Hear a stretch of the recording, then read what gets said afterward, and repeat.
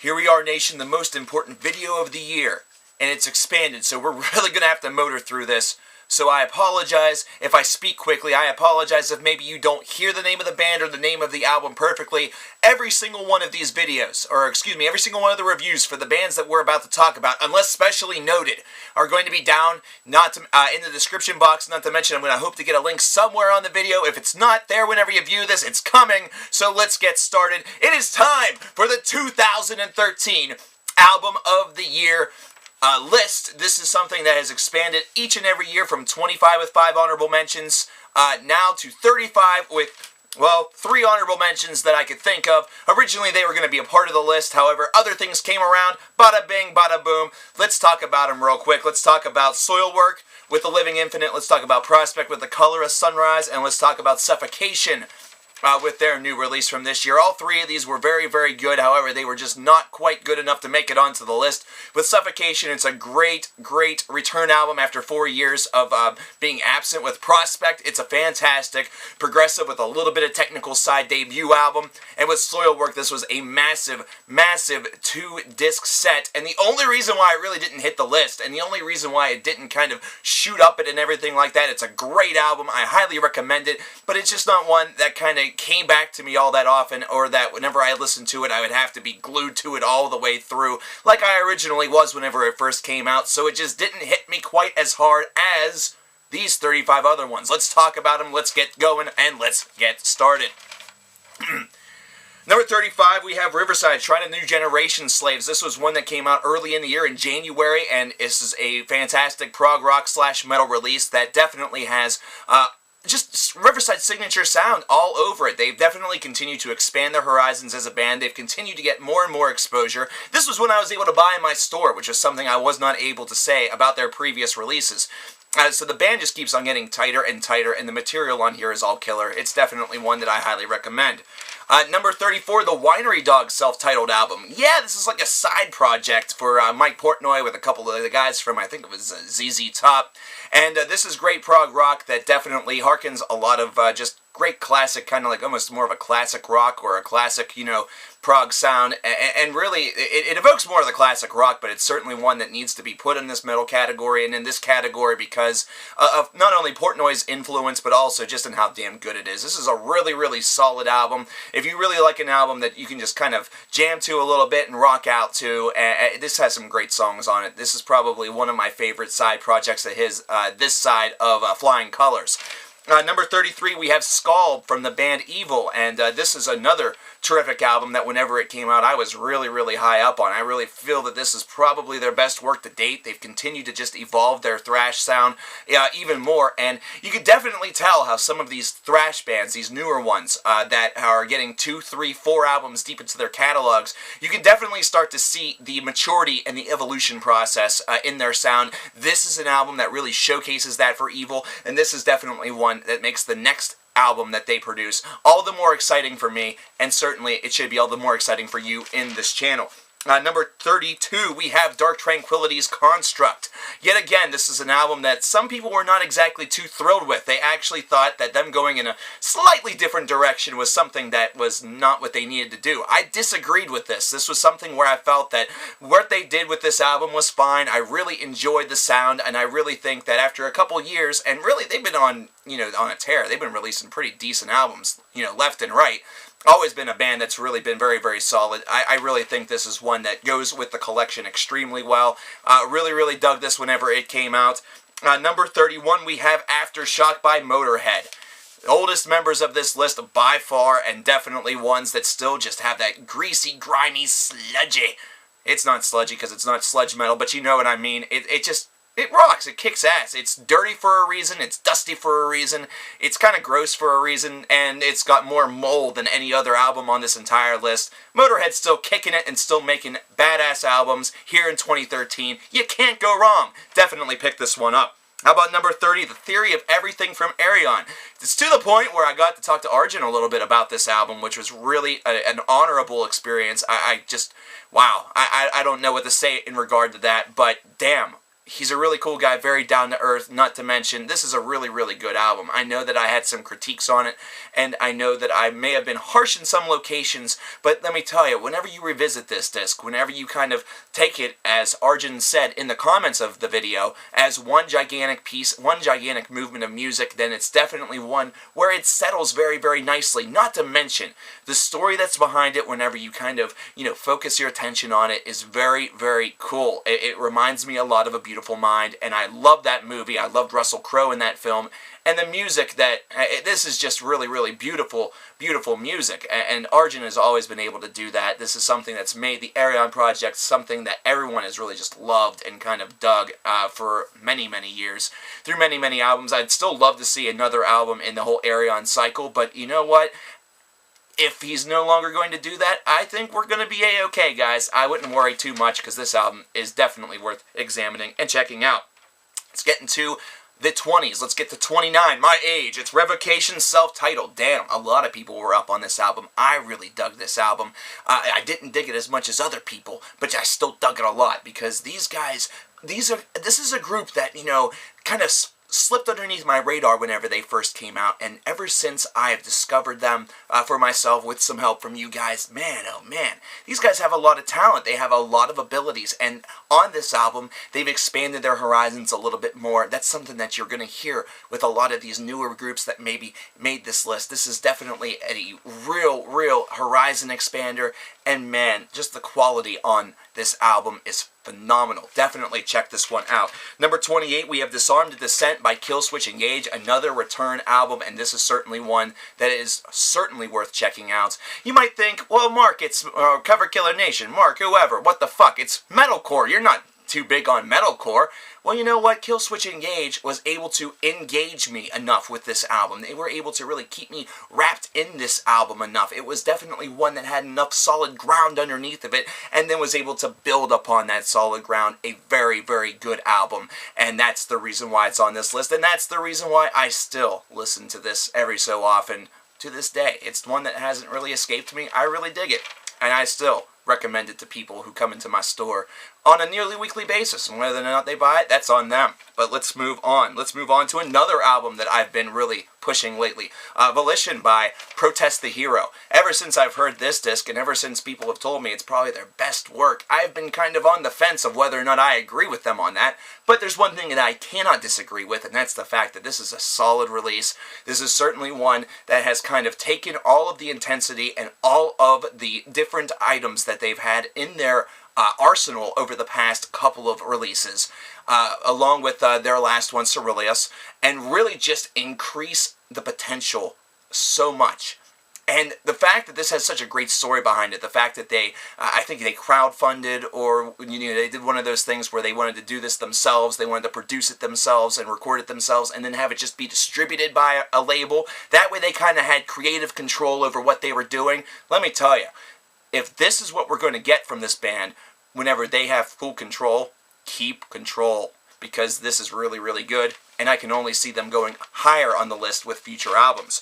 Up next we have, at number 26, The Last Spire by Cathedral, the last Cathedral album. I was huge on this disc whenever it first came out, and it's certainly one that every so often I like to pop on and kind of bob to. This is just good old-fashioned metal that has a doom variety to it, that at some points in time just kind of goes into the bizarre.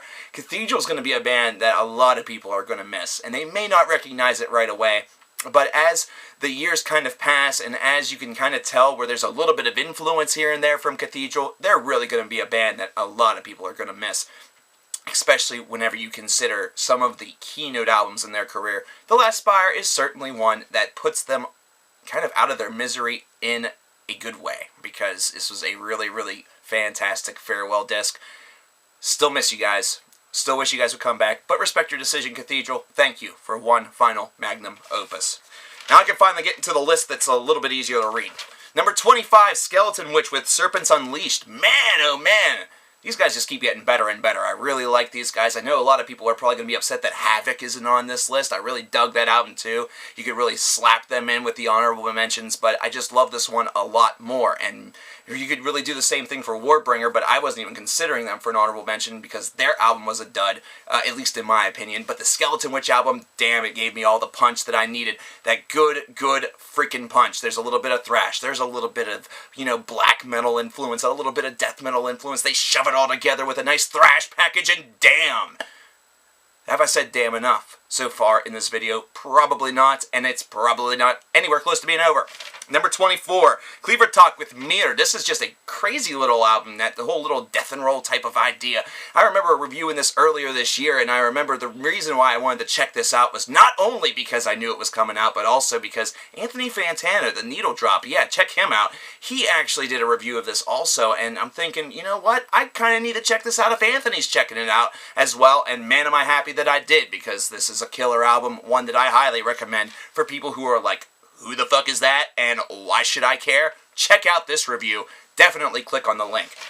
Number 23, The Wild Hunt by Watain. A lot of people were thinking this is a little bit of a disappointment after how dense and just ridiculous Lawless Darkness was, but I really dug this album. They did a couple of new things on this release that certainly gave me a lot of promise for what they're going to be doing in the future. The clean singing song that they had right in the middle, that sounded like it belonged in some sort of like folk or Viking metal variety instead of their traditional black metal darkness and depths, is something that, wow, I hope they explore more, because it was damn good. It was one of those songs that you're hooked on, and then whenever it's over, you're disappointed that it's over until you hit the replay button, and then you're happy again until it's over, and then you hit the replay button again.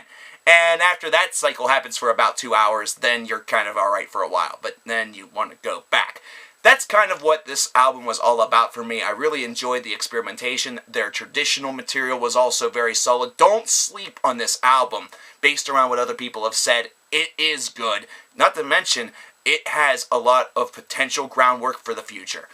How about number 22, the self-titled album from Queensryche with Todd La Torre. That's right, there are 2 Queensryche albums that came out this year. Number 1 was with Jeff Tate, and that ended up as number 1 worst album of the year. Number 2 with Todd La Torre ends up on the top of, list at number 22. And let me tell you, this is a short one, but it's certainly one that's worth examining, because this is what Queensryche is all about. And whenever you give somebody else the helm, whenever you give someone else the control, actually whenever the whole band gets the opportunity to really participate, these guys are fantastic musicians collectively, and expect big things from their next album. Number 21, speaking of returns to former glory, we have Halo of Blood by Children of Bodom. I never thought I'd be talking nicely about Children of Bodom ever again, until this album came out, and then wow, I was really surprised. The first couple of tracks came on and just knocked me on my ass. They basically told me, hey, we're still Children of Bodom, motherfucker. We're still the same band that we used to be, motherfucker. The band that you said has been dormant for years, we're still here, motherfucker. Well, I hope you guys stay and stick around and smell the roses for a while, because I love this disc. I love this style and the sound out of this band, and I hope that it continues, because some of that stuff back there, it wasn't as good, but this was awesome. Definitely check this out. If you've been one of those people that have kind of been a fanboy on attacking Children of Bodom, you won't do it as much anymore after hearing this album, I guarantee it. How about number 20, Dillinger Escape Plan, One of Us is the Killer. A lot of people out there are probably like, what? It's not number 1, 2, or 3? No, it's number 20. It's a pretty good disc. I really like this one a lot. Whenever I listened to it and reviewed it, I was pretty high up on it. I'm high up on a lot of stuff because, man, there's a lot of great stuff that came out in 2013, and this is included.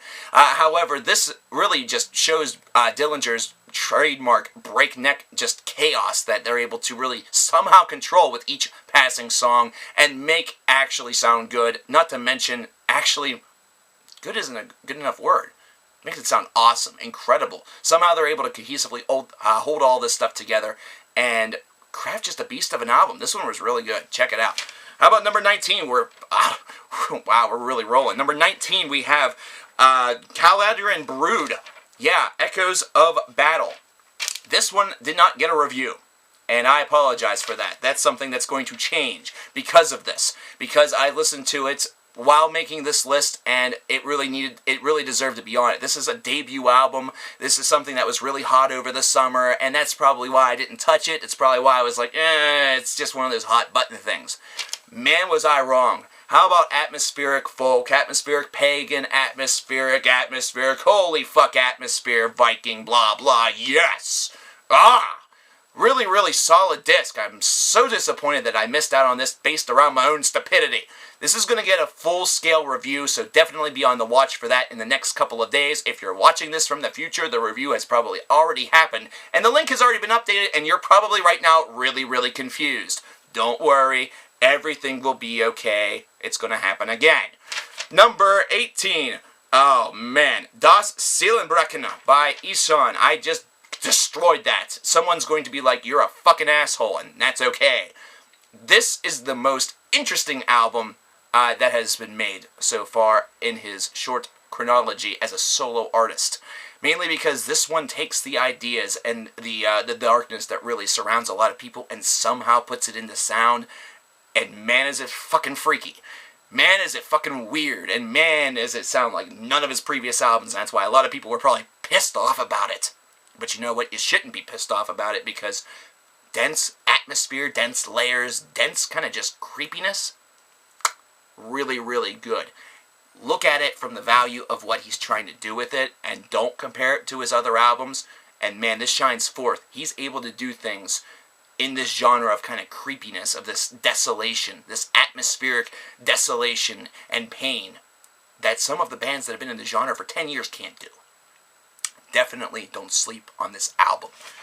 Number 17, we have Crocoseum by Exhumed, and I just ruined that word too, but I'm going so damn fast it doesn't even matter. Riffs, riffs, riffs, holy shit riffs, holy shit grind, damn. Really, really solid release. Really backs up their return album from a couple years back. This is just good stuff.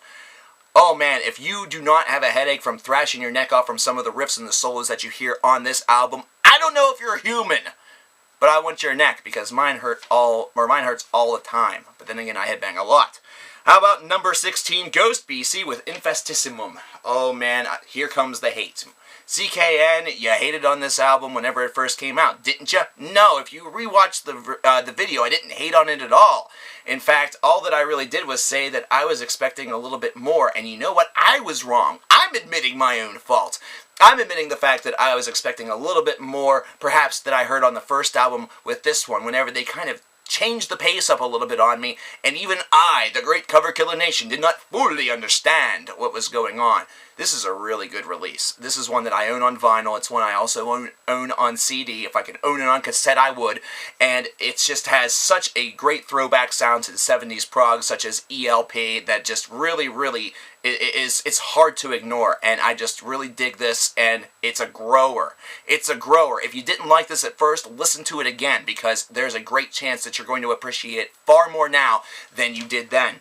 Number 15, Orphan Land, All Is One.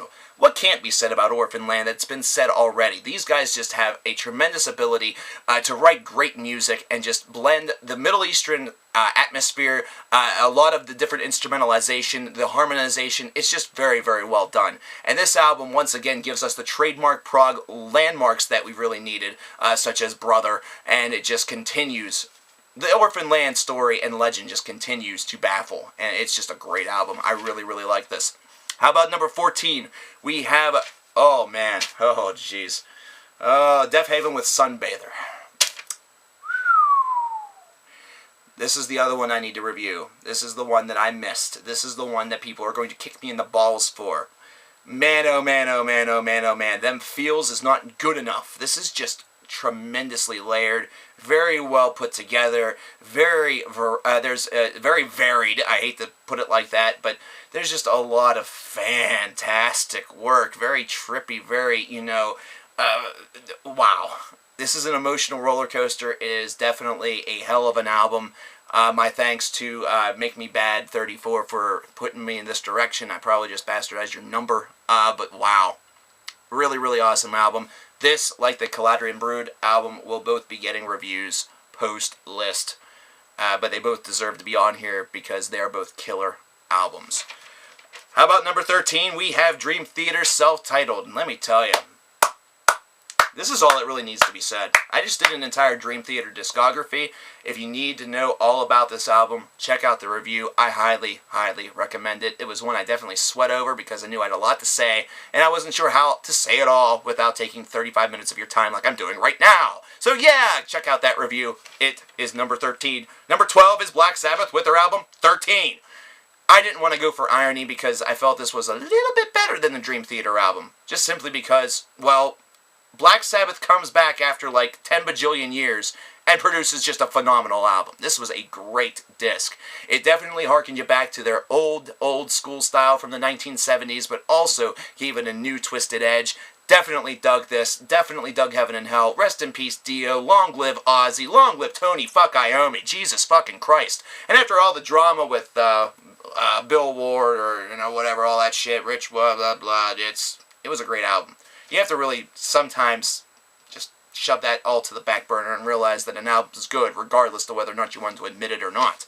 How about this? Number 11, Colossus with Ultraviolet. This is just beauty that is just cleverly disguised within chaos, that becomes beauty, that then becomes chaos, that then becomes beauty, and just overall becomes beauty.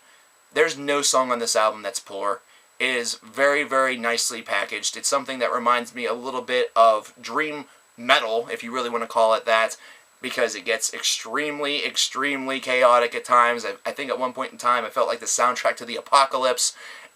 Yeah, you get all that, and a bowl of Cheerios too. Check it out. Number 10, Newsted with heavy metal music. Damn. Jason Newsted goes solo. He produces Echo Brain. I like that a lot. He goes solo again with this. Holy shit, do I dig this. Tons of riffs, tons of great vocals, just awesome atmospheres, just tremendous songwriting. This is better than anything Metallica's done in probably the past 10 years. So, bam. There's your reason to check this out, period. And if you think Death Magnetic is better than this, you're wrong. Number 9, Autopsy with the Headless Ritual. God damn, these guys just keep getting better and better and better and better and better. More riffs, more goo and gore and... oh! Check out this review because I can't even represent it well enough in this tiny little window that I've given myself. Number 8, Gore Guts with Colored Sand. Some people are probably like, why isn't this number 1? Whereas other people are probably like, why is this on the list at all? Well, it's at number 8. I really like the fact that for a comeback album, these guys decided not just to go for, let's do our sound and let's just do it in 2013. They decided to do a little bit more with it, and the instrumental in the midst of the album that just really felt out of place, it almost sounded like you were listening to something completely different, actually was very strategically well placed in my opinion, because man, oh man, oh man, is it well done. If it would have sucked, then the whole entire album would have just been bogged down by a tub of fuck. But instead, since it was so exquisitely made, as well as the remainder of the album, which also just blends just mastery, along with technical prowess, not to mention just a great old school philosophy, just really makes for a brilliant release that some people, I think, have unfortunately really bashed, and it's not really warranted. Number 7, we have The Mountain by Hawken. These guys keep on rising up the list, ladies and gentlemen. I mean, it's getting to the point where their next album might be number 1. I mean, this is all I'm going to say. If you're not on the Hawken wagon yet, if you're not with these guys, then I don't know what is wrong with you. Check out The Mountain. If you love progressive metal, if you even claim that you dig progressive, if you just say you like Dream Theater, check this out. I implore you. You will thank me. Number 6, Alice in Chains, The Devil Put Dinosaurs Here. I know it doesn't exactly have the same metal glow to it, but let me tell you, there's some people that have also been unfair with this album also. This is one where they've really kind of got the chance to fully express themselves along with the new singer and really kind of get their feet wet with their own individual style and sound and really kind of get the feel down. And they did it really, really well. They've been able to blend that same old Alice murky atmosphere. They had some really, really great dual vocals. They had some huge singles that I understand you probably heard 77 times a day. But that's because they are fucking fantastic songs. The one thing I really have to say is whenever you get deeper and deeper into this album, whenever you draw closer to the conclusion, that is where you really get the muck. The stuff that is so sludged out and just has such a great texture and atmosphere to it that you begin to think, maybe these guys have been metal all along. There's definitely at least a part of them that has been, but this has been the highlight of the grunge revival, and they will always be the highlight of the grunge revival. At least in my mind, but I think that also, whenever you compare it to some of the other albums that have come out in said revival, these have always been the ones that have been superior. Period. Number 5, the Black Dahlia Murder. Oh my lord. Oh, the things that could be said about this release are just ridiculous, but I think I can sum it up with just one phrase. Raped in anger on vines of thorn. The end. That's all you need to know. Fucking amazing disc. If you don't like this, I don't like you. Well, okay, that's probably a lie. It's really, really good. It's one that you probably should give another spin if you're kind of like, on that decision. But definitely give it another listen. It's certainly worth it. It's certainly one that I have not been able to get off of my CD player or, out of my Winamp catalog for quite a long time. Speaking of albums that are of that same nature, The Raven Who Refused to Sing and Other Stories by Steven Wilson, number 4. I don't know what it is about Steven Wilson, but every single time something of his comes out, I find some reason to always include him on these lists, and this reason is because of just how masterful this album is. A lot of people still are clamoring for a new Porcupine Tree album. I'm one of them, but this is one where the solo breath of his career just continues to breathe fantastic music. He's got such a variety that he has to work with, and that soft voice of his that just really drives the songs. You don't think it would have that much power to it, but damn it, it does! It is undeniable, and it is just wonderful. This is a great, great release that is worthy of you taking a trip back and reliving it once again, because it is number 4. Number 3, Altered State by Tesseract. Wow! What a difference an album makes. They released their EP. I dug it. They released one. I didn't really dig it that much, even though a lot of other people did. They released this album. Holy shit. 4 songs that are separated into the individual movements and things like that, and just awesome stuff. Oh my lord. The changes that they've made within the band were all totally worth it, and this is a review that you just need to see to believe. I'm pointing you in that direction, but number 3 on the list, Tesseract have arrived, ladies and gentlemen, and they've arrived in a big way. So now we get to number 2 and number 1, and the reason why I stopped short is because I have to give this a little bit of flavor text. I literally was at the stage where I thought I was going to have to flip a coin for this one, because it was that close. And I thought about making them co-champions, but as fate would have it, I decided to decide that listening to each of them one more time would be the real killer way to really, I guess, understand which one truly speaks the loudest out of the 2. One of them is a little bit more recent than the other, so I've had a little bit more time to digest one than the other. However, strangely enough, it's the one that I've had more time to digest that ends up at number 2. The Underground Resistance by Darkthrone. This is another album that I own on multiple formats, both LP and CD. And this is just a masterful work. This is fantastically done. If you know these guys for black metal, this is definitely not black metal. It has more of a dirty, thrash sound to it that is coupled with some of the black metal stylings, but it definitely has a big, big philosophy rooted in the 1980s. It's a very, very strong album that definitely deserves revisitation from everybody that is watching this video, because it just is that damn good. But that leaves us at number 1. That leaves us at the album that would have won that coin flip. Surgical Steel by Carcass. You might think, this is obvious. They've been gone for like 18 years. Of course their new album's gonna inspire this. Listen to the damn album. That's all I'm gonna say to you. Listen to the damn album. The album, quite literally, speaks for itself. You might expect that these guys would come back and once again, like I said, fall victim to that whole wagon, that whole idea. Let's just make a Carcass album and that'll be fine. They didn't just make a Carcass album. They basically said to themselves, we've been gone for so long that we best have some new tricks up our damn sleeve, else this just ain't gonna work. And let me tell you something, they had some new tricks up their sleeves. The riffs are riffier. Everything is just wow. The destruction on this album is insane. The harmonies on this album are insane. The riffs and the solos on this album just blow minds kaplooey. Wow. That's all that I can say. Wow. Surgical Steel has done more than just turn my head, it's turned a ton of heads. This is one of those returns that, yes, there's a lot of hype behind it, so obviously a lot of people are going to really, really be into this. However, whenever this album comes out, we saw it in 2011 with Olivinium Insanus by Morbid Angel and with so many other releases, that anticipation can quickly become dread, it can quickly become sadness, disapproval. But with this album, from the very moment that you first listen to it, with each subsequent listen as you build and hear new things, things that perhaps you may have missed the first time around, things that perhaps had just sort of slid through the cracks, you begin to appreciate this album more and more and more, and note it for the genius that it truly is. This is a return album where they returned full circle, they left on top, and they've come back, and they have stolen, essentially, the top position because of how damn impressive their work was. Bravo to you, Carcass, and bravo also to Dark Throne, because for most of this year, that was number one. Most of this year, that would be the album we were talking about in the number one spot. And bravo to every band mentioned on this list. 2013 is now officially closed.